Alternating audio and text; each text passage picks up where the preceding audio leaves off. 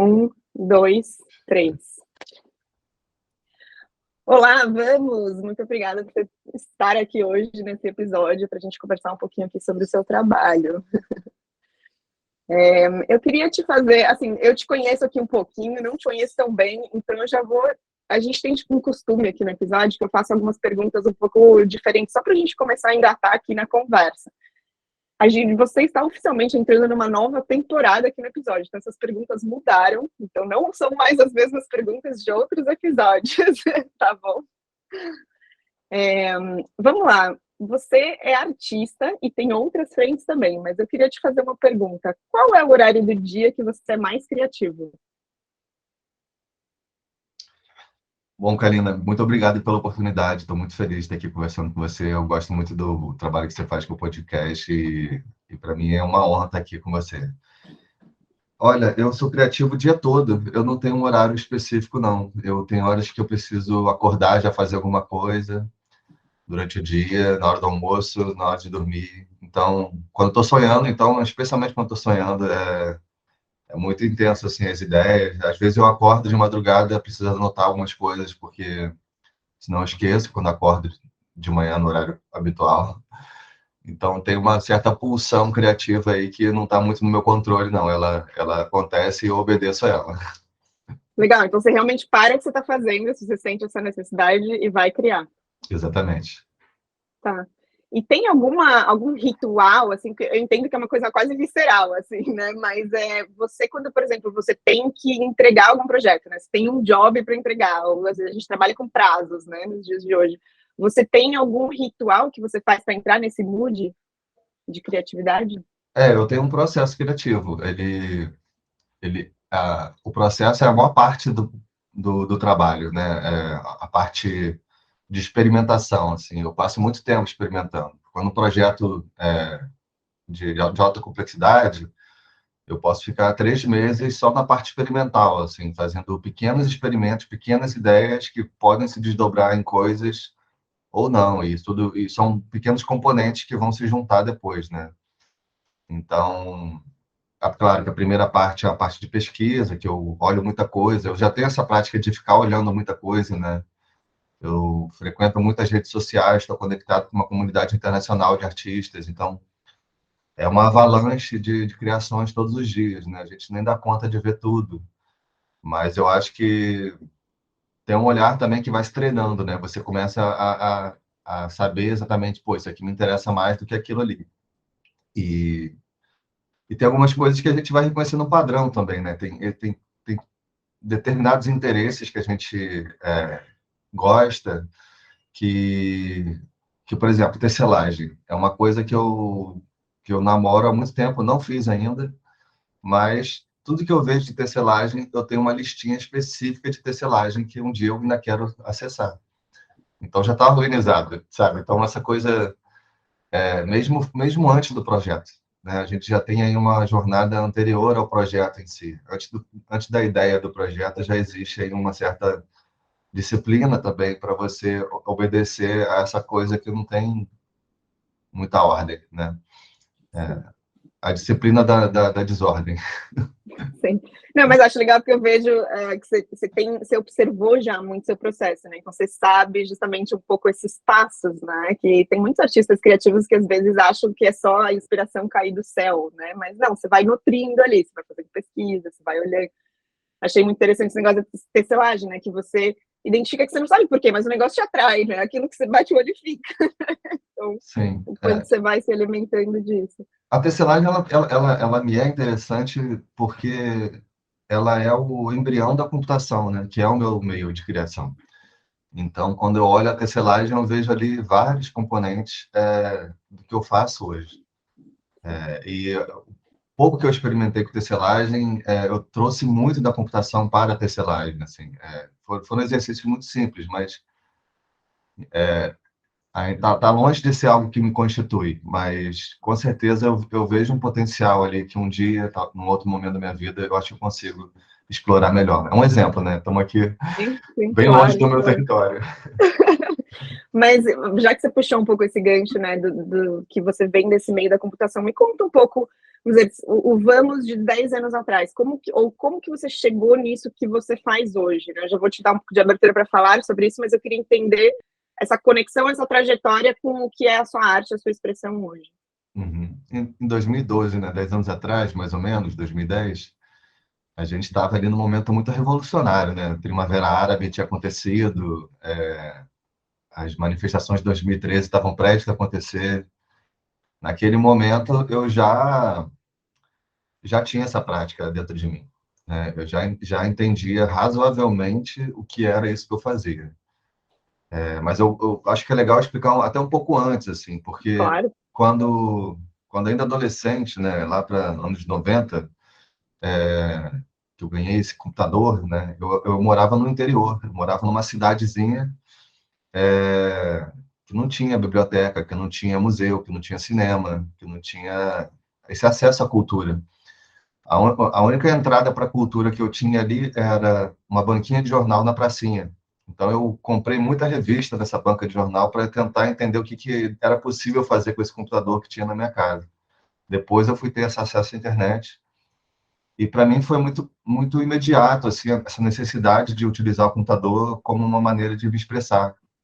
Então, as primeiras coisas que eu fiz ainda adolescente eram sites pessoais, onde eu colocava as minhas ideias, as coisas que eu fazia com minha banda, coisas dessa natureza expressiva, né? Essa mesma pulsão que a gente estava falando no começo, que já existia, eu sempre nutri isso, mas de uma forma ainda sem ter uma consciência disso.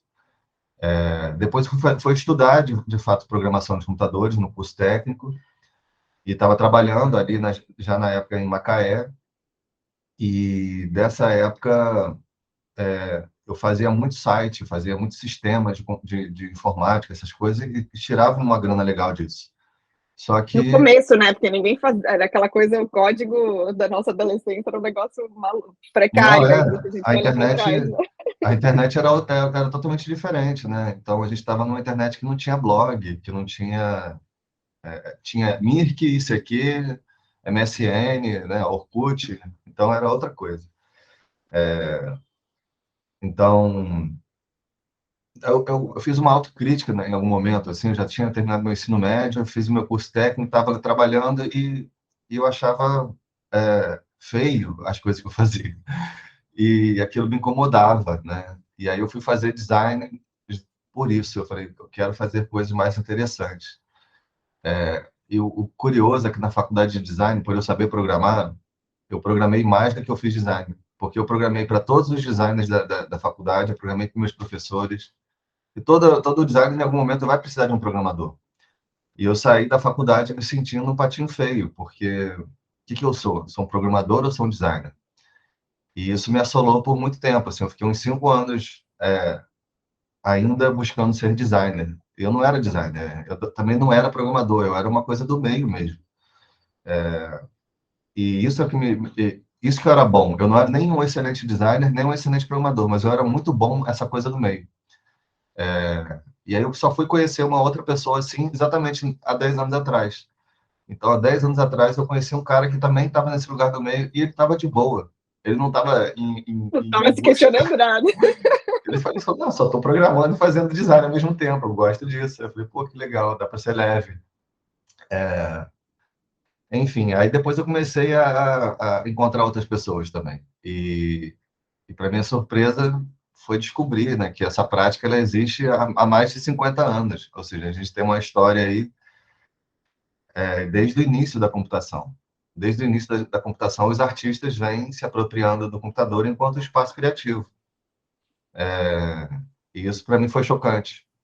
Eu fiquei triste, na verdade, porque eu queria ter descoberto isso antes, sabe? Eu teria feito uma diferença incrível na minha consciência do que eu fazia. E- mas mesmo assim, daquele momento em diante, eu me empoderei muito. E também foi um trabalho de humildade, né? Porque você fica assim, se achando inovador, né? Fazendo uma coisa que ninguém tinha feito antes, e de repente você toma essa bordoada e fala: caramba, bom, eu sou só mais um nessa história, né? Tem uma tradição. E desde que eu tomei consciência disso, eu voltei a estudar, né? Aí eu fiz o meu mestrado, isso em 2018, 2019, na verdade. Ou seja, 10 anos depois que eu estava naquele momento de descoberta sobre o que eu fazia. E aí, no meu mestrado, foi onde eu me lancei na leitura, onde eu tomei essa consciência dessa tradição com mais organização. E eu terminei o mestrado e emendei direto no doutorado, porque no mestrado foi quando eu realmente falei, bom, eu quero me posicionar como artista. Porque, apesar de eu já entender que o que eu fazia era arte, porque já tinha todo o ritual da arte, eu, eu não conseguia me chamar e me ver como Já. artista. Uhum. Mas quando eu vi essa tradição e eu me vi me encaixando nessa tradição, eu falei, pronto, o que eu faço é arte, no final das contas. Por isso que eu não conseguia me identificar no outro lugar, sabe? Colocar numa caixinha dos extremos ali, né? É, porque a arte ela é essa coisa difusa mesmo, né? De nunca se definir, tá sempre escapando um pouquinho dessa definição, assim.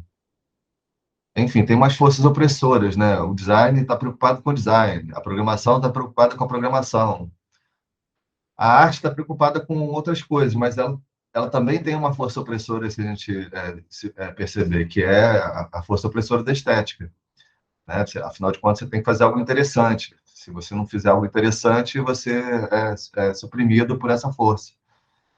Então, eu hoje vou falar a verdade, eu estou muito interessado, na verdade, no processo, mais do que nesse resultado estético. Eu abri mão, na verdade, disso há um tempo, assim, porque para mim é mais importante eu olhar esse processo como uma coisa consciente do que eu vislumbrar um resultado incrível, sabe? E o É que a doutorado gente cria essa expectativa e aí gera essa frustração, né? Uma prisão, no fim, é é isso. uma Você tem que prisão. pegar ao fazer e o Exato. resultado ele vai. Ele acontece. E o doutorado hoje ele é muito sobre isso. Eu estou olhando um fenômenozinho disso, né? Que também constitui minha prática. Assim, agora falando sobre o que eu faço, né? Até agora é muita parte. Eu faço arte feita em código, né? Que é essa arte computacional. Então, eu utilizo códigos computacionais para criar trabalhos visuais. Então, eu escrevo lá um código que vai gerar uma imagem. Só que, além disso, eu tenho essa preocupação de disponibilizar o código que eu escrevi para que outras pessoas possam alterar, de fato, o meu trabalho. Alterar as cores, alterar as formas, alterar o comportamento, alterar a lógica. E isso gera uma série de fenômenos, né? Que eu ainda não tenho nome para eles, mas que são coisas que eu estou buscando compreender. Conforme eu tenho lido sobre isso, existe aí uma tradição também do software livre, da cultura hacker, do open source, né? Que é essa tradição dessa filosofia da abertura, que começa ali no finalzinho dos anos 80 e se desenvolve nos anos 90. Mas que, quando isso se junta com a arte, isso se juntou, na verdade, como os artistas criando ferramentas criativas de código aberto. Então, a gente passou os anos 90, os anos 2000, criando essas ferramentas criativas. O que eu estou falando aqui, na verdade, que eu vou chamar de arte de código aberto, é uma arte que ela é compartilhada com o código, diferente dela ser criada em código aberto. Ela é uma arte de código aberto. Aí eu diferencio o em código aberto do de código aberto, porque a arte em código aberto, ela é feita, como eu falei, há 20 anos, desde que tudo isso começou, especialmente com o Processing, com toda essa família de softwares criativos que permeiam ele.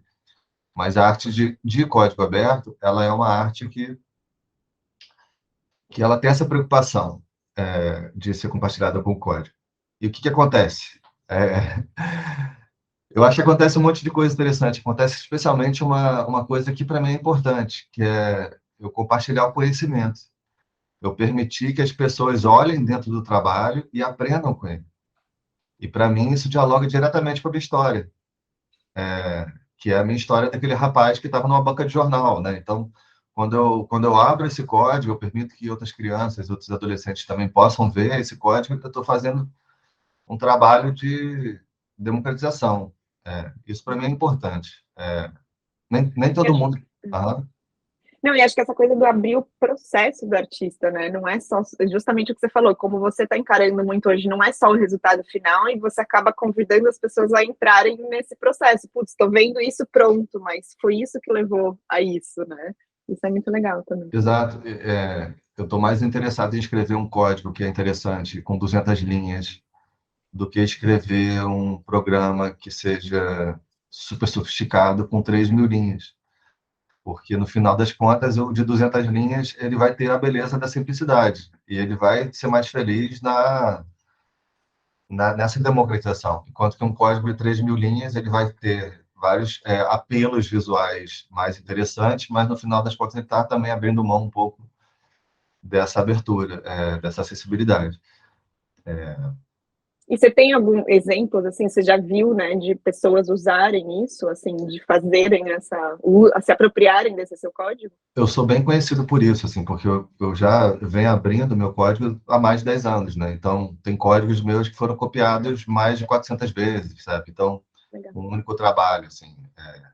E é lindo, porque eu vejo muita coisa acontecer que eu não fazia ideia que era possível com o meu próprio trabalho. Olha que interessante, né? É quase um desenvolvimento além, né? E é isso que eu vou chamar de vida própria do trabalho na minha pesquisa. É como se o trabalho ganhasse uma vida própria.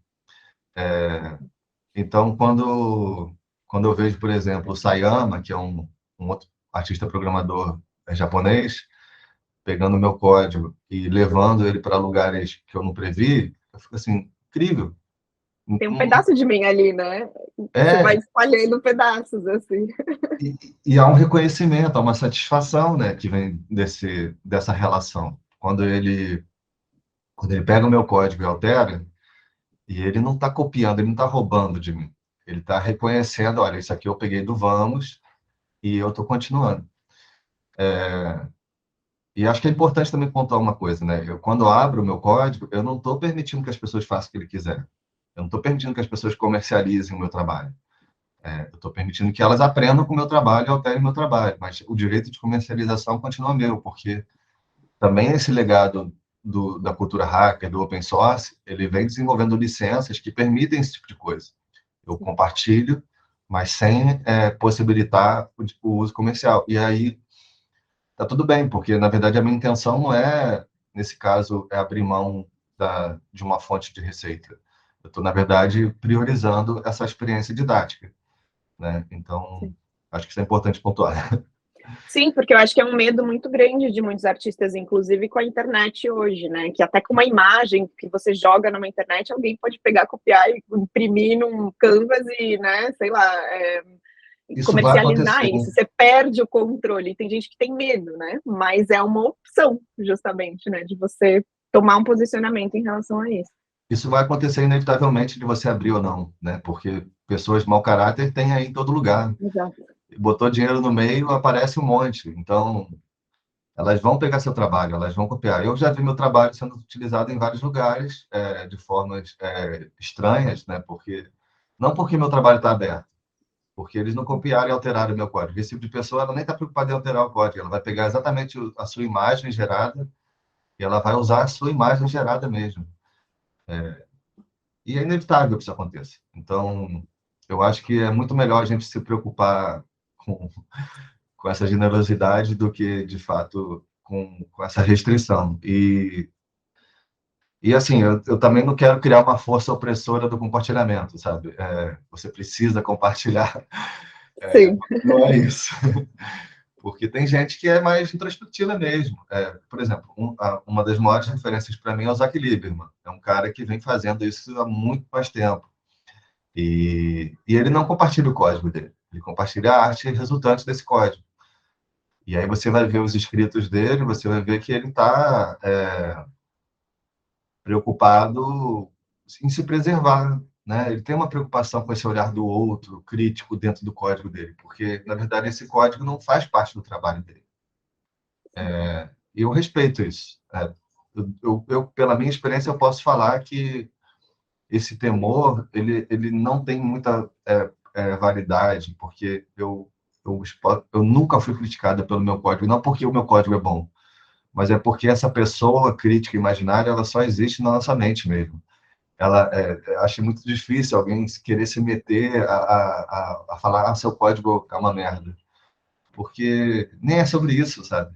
É, eu não estou preocupado em escrever o melhor código, estou preocupado em escrever o código que vai alcançar a imagem que estava na minha cabeça. Se aquele código vai ser bom, se não vai ser bom, isso importa menos. Então, essa crítica nunca veio. Veio, na verdade, muito elogio, muita gente falando, pô, obrigado, que legal, pô, isso aqui me inspirou. E o próprio Zach Littleman fala uma coisa que eu amo, que é a coisa mais legal que as pessoas podem fazer quando vê um trabalho de arte é falar o que elas viram com esse trabalho.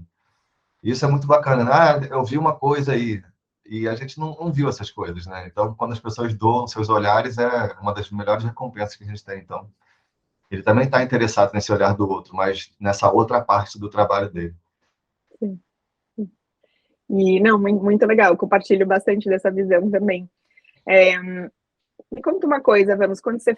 Aliás, da onde quando surgiu o Vamos, né? Ele foi a partir desse posicionamento de sou artista agora, ou é de outro momento? É desde o comecinho daquele garoto lá na internet, né? Quando eu quis registrar o site, né? Eu já queria uma palavra que fosse convidativa, né? Para ação e juntos, né? Então o Vamos ele surge um pouco disso. E aí o Vamos com S só já estava registrado. E aí eu botei um S a mais e ficou um diferencial legal porque me possibilitou registrar o Vamos em tudo quanto é lugar. Então todas as minhas redes sociais são Vamos com dois S, no Instagram, no Twitter e tudo mais. Então fica bem fácil de me achar na internet. Sim. Mas e qual que é a sua relação? Porque assim, eu pergunto, que também é uma pergunta que vem bastante, né? Que você vê muitos artistas usando nomes artísticos. Eu mesmo, né? Sou a Caju, não sou a Kalina. Tem gente que nem sabe que eu chamo Kalina, né? Então, como que é a sua relação com esse nome? Você realmente assumiu essa identidade, assim, como eu somos, ponto final. Aí vem diante da adolescência, né? Eu sempre achei meu nome muito comum, Carlos de Oliveira Júnior. É um dos nomes.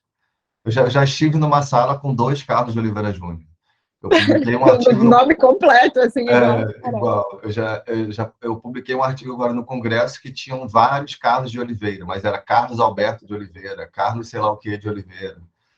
E então, assim, é muito difícil você criar uma identidade a partir de um lugar tão comum, assim. Isso me incomodou muito cedo. Então, eu já buscava essa forma de me identificar, né? Acho que essa é uma questão que atravessou tudo, assim. Total. Não, tem muito a ver, posicionamento mesmo, né? Não vou ser mais um, não, eu vou ser ali único, né? Vou colocar a minha ali, o meu.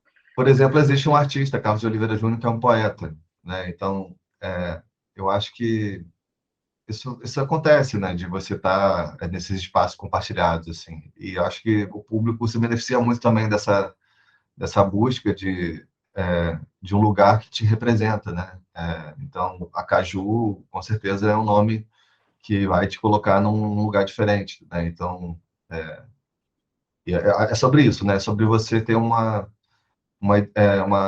identidade, né? Que as pessoas possam dialogar com você através dessa identidade, não desse emaranhado de informações que acaba se perdendo. Assim.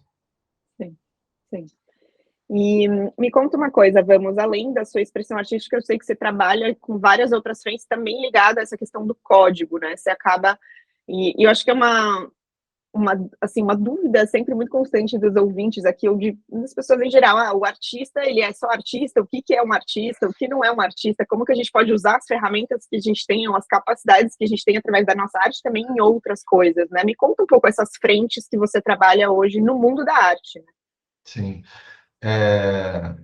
Bom, acho que essa parte do artista está bem desenhada. Assim, acho que os outros chapéus que eu uso são muito dessa minha trajetória também no mercado de trabalho, né? Eu sou diretor de tecnologia no estúdio Super Uber há mais de 10 anos. Então, nessa empresa eu fiz a direção de tecnologia do Museu da Língua Portuguesa.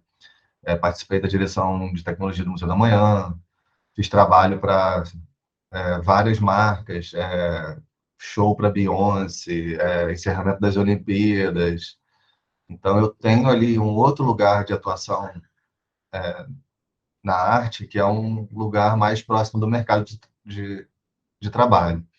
E, e desse lugar é outra configuração, né? A gente está falando de projetos de uma complexidade maior, que envolve mais disciplinas, né? Ali a gente vai misturar arquitetura, design, tecnologia, e tudo isso vindo muito do conteúdo, né? Então, existe uma necessidade de um conteúdo que quer passar uma mensagem e a gente vai criar essa experiência que ajuda a comunicar bem esse conteúdo. O museu que a gente faz ele é sobre isso, né? Então, é toda uma narrativa de conteúdos que vai se desenhando ali a partir de pequenas histórias que se dão nessas interações com esses artefatos que a gente vai criando.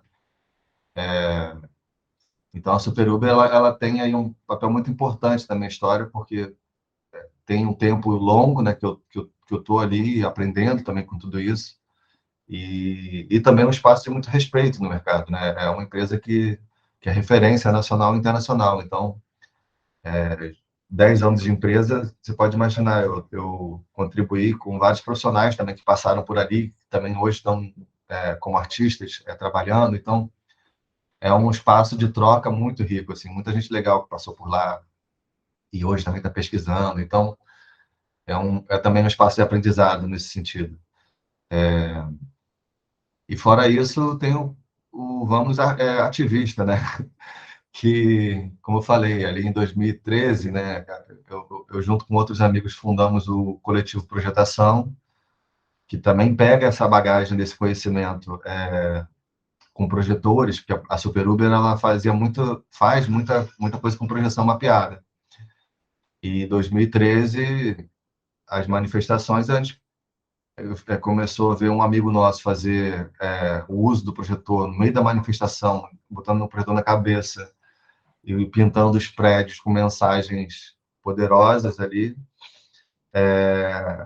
Eu resolvi me somar a essa força e a gente criou esse coletivo. Então, a gente teve essa atuação aí até a pandemia, né? Quando veio a pandemia, a manifestação não era mais possível, e aí a gente se configurou através de uma outra rede nacional, que é uma rede do Projetemos.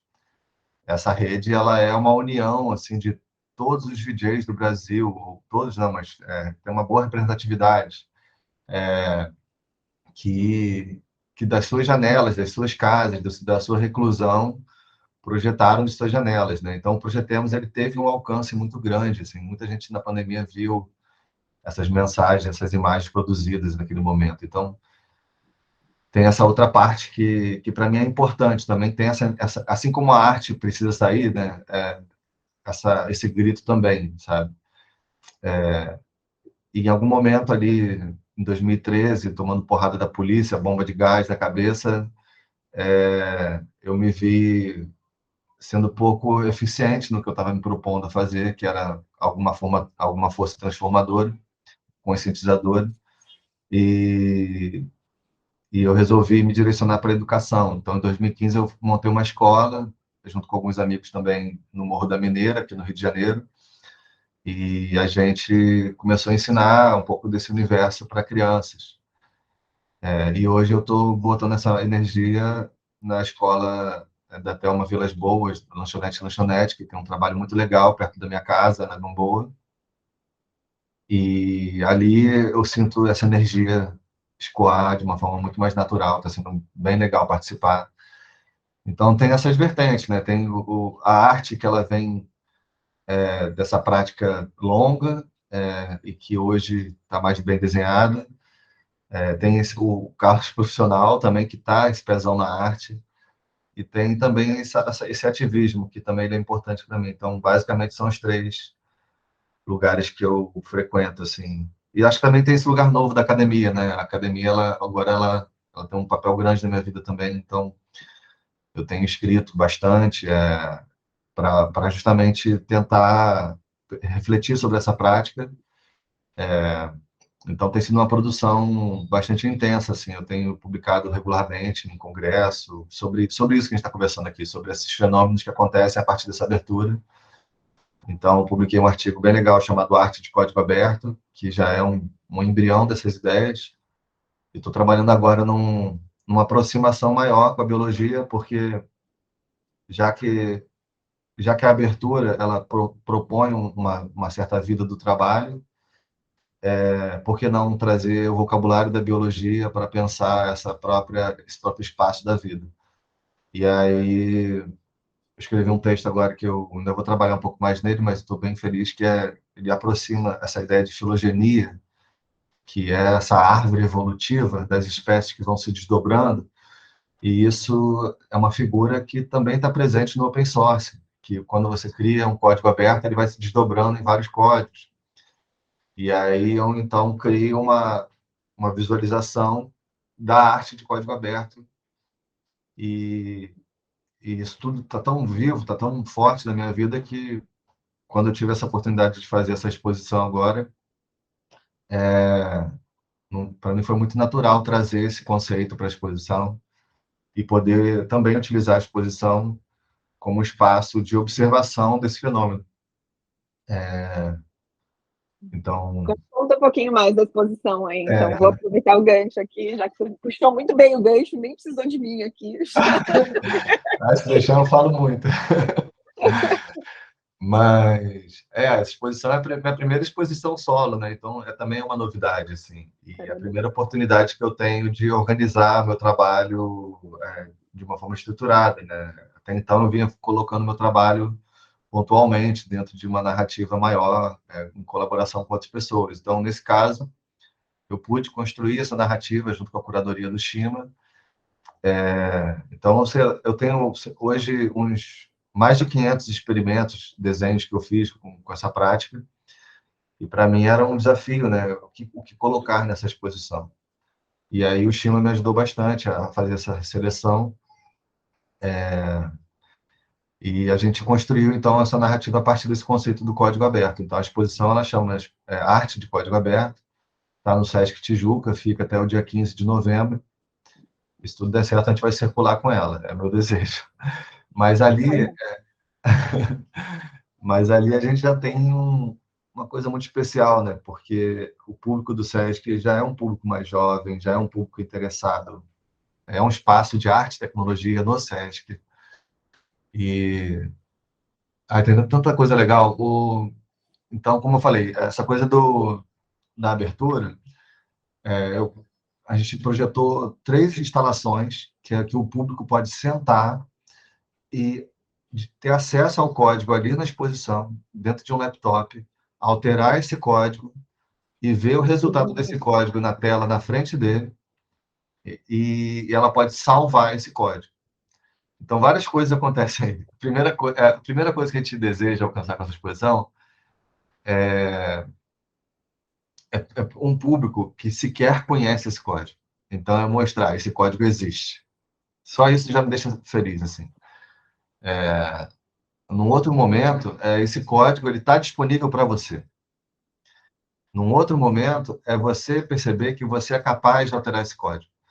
E ali a gente fez uma curadoria de códigos simples, que tem alguns números que, se você altera o trabalho significativamente. Então, o público, sem nem entender esse código, ele chega lá e senta, tem o número 10 aqui, o que acontece se eu faço 20?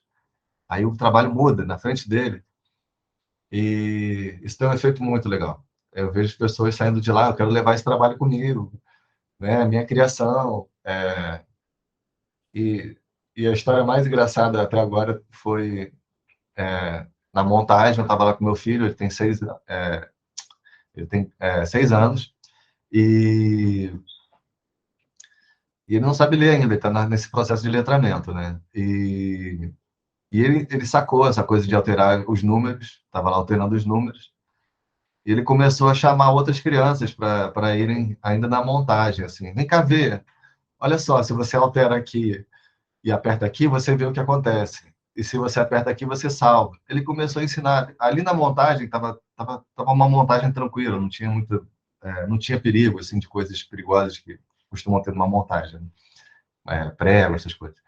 E aí o espaço foi muito povoado dessas crianças já na montagem ali. E eu fui observando como essas crianças rapidamente entendiam essa lógica e ficavam ali gastando uma onda, literalmente, com esse processo experimental, que é um processo muito gostoso de você se aproximar do código. Isso é um atributo da arte muito legal, né? Desse experimentalismo, assim. A gente não está preocupado em fazer alguma coisa funcionar, nem funcionar mais rápido, como a computação está geralmente empenhada. A gente está preocupado em explorar esse universo criativo que se revela nesse contato.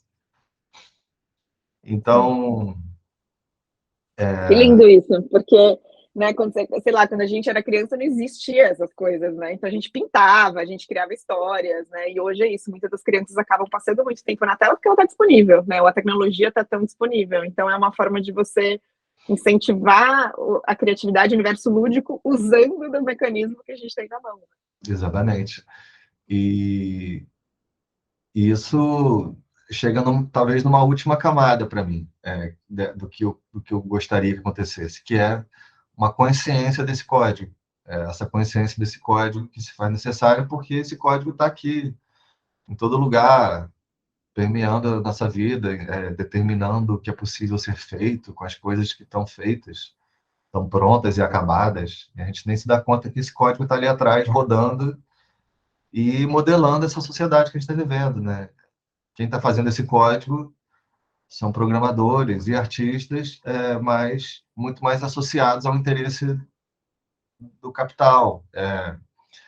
E eu acho que existe um outro lugar que não obedece a esse interesse, né? Que é esse lugar da experimentação, da generosidade. E isso, de alguma forma, também existe, a gente não se dá conta. E eu acho que essa arte feita em código ela é um lugar muito especial para revelar a existência dessa consciência, assim, desse lugar. Então, acho que esse seria o último lugar assim, que eu gostaria que o público chegasse. Isso, claro, né, é um processo também. E como resultado desse processo do salvar, aí que vem a questão, como pesquisa também. Quando você salva um desenho que você fez lá na exposição, esse desenho que você fez, ele se encaixa dentro dessa árvore. Então, eu parto de um lugar. Eu não vou partir sempre da minha versão original que eu coloquei lá na exposição. Eu posso começar a alterar o código de um outro visitante que esteve na exposição. Eu seleciono o trabalho de outro visitante e, a partir daquela alteração, eu continuo alterando. E eu posso salvar. Isso vai gerando uma espécie de cadeia hereditária, que, na verdade, é um processo evolutivo. Então, quando esse trabalho vai sendo sucessivamente salvo, ele vai se desconfigurando de forma que o trabalho original ele vai desaparecendo também. Então, eu fui lá recentemente com 11 dias de exposição, coletei todos esses dados, fiz a minha análise de pesquisa, né, desses dados, botei no artigo que eu estou escrevendo, e é possível ver algumas coisas muito legais. Eu, por exemplo, esperava ver uma forma que se pareceria mais com o Sol, onde o trabalho original tivesse vários raios que emanam desse centro, ou seja, a original iria gerar muito mais descendentes. E o que eu vi lá foi, na verdade, longas linhas hereditárias que vai se desdobrando. Então, uma pessoa colocou cor no meu trabalho, e só o fato daquele trabalho ter cor, aquilo já gera um interesse maior. Outra pessoa colocou o trabalho para ficar mais dinâmico, aquilo também tem uma aderência maior. E aí você vai vendo esses fios assim que se vão se desgarrando do trabalho original. Uhum. E é lindo. Eu estou muito feliz, assim, eu acho, eu estou muito animado de ver como isso vai acontecer ao longo desses outros 2 meses que tem pela frente. Então, eu acho que eu tenho uma coisa especial na minha mão, assim, que eu quero cuidar bem e chamando todo mundo para conhecer. Com certeza. Não, é isso. Quem estiver no Rio de Janeiro, ou quem for ao Rio de Janeiro, né, não deixa de visitar aí. Até que dia? Novembro, diz, 15 de novembro. 15 de novembro. E onde que as pessoas podem, acho que duas coisas para a gente fechar aqui, te achar, né, te encontrar. Eu vejo você uma pessoa muito aberta, né, muito colaborativa, então são normalmente as pessoas que passam aqui pelo podcast também. Eu sempre falo, isso é um início de conversa, né? Eu acho que você está muito disponível para essa troca e até para as pessoas acharem os seus, se conectarem aos seus códigos, né? Onde que elas te acham? O Vamos com dois S é o predominante ali nas redes sociais. Então, Instagram, /Vamos com dois S, Twitter, /Vamos com dois S, vamos com dois S.com.br. Então, são basicamente as duas redes sociais que eu mais frequento. E tem meu site pessoal também, que como a maioria de nós está totalmente desatualizado, então tem um trabalho ali para ser feito. Mas dá para conhecer um pouquinho mais também. Também tem Legal. meus textos que eu tenho publicado, né? E aí eu publico como Carlos de Oliveira Júnior. Então... É outra pessoa. Então, também Legal. estou super interessado em conversar sobre essas leituras desses trabalhos, dessas publicações e continuar aprendendo, né? Porque tem sido um grande processo de aprendizado. Incrível, que legal, Ramos. Muito obrigada por contar a sua história. E tem algum dia da exposição que você vai estar lá? Você vai fazer alguma fala, alguma roda, alguma coisa? Acho que isso é legal ainda compartilhar também. Eu tenho ido recorrentemente lá com alguns grupos de pessoas, então acho que a melhor maneira é escrever para mim nas redes sociais, e aí, dependendo da data que você me escrever, eu falo, olha, estou indo no dia tal, a gente pode se encontrar, então não existe uma agenda muito estruturada nesse sentido. Tá, não. Não, mas é legal, né? Eu acho que é essa coisa da aproximação com o artista também, porque às vezes a gente chega lá e tudo, né, o que se traz aqui, a gente tem essa interação com a obra, mas falar com o artista também gera essa aproximação, né? Então acho que isso é muito legal. Legal. Legal. Muito obrigada, Vamos, por contar a sua história, compartilhar aqui bastante, achei super interessante e é isso, a gente segue conectado também por aqui. Eu que agradeço, Caju. Um abraço aí e desejo sucesso pro podcast, vida longa, que você precisar de mim para fazer esse trabalho crescer e florescer, eu estou aqui à disposição também. Parabéns aí. Muito obrigada. Tchau.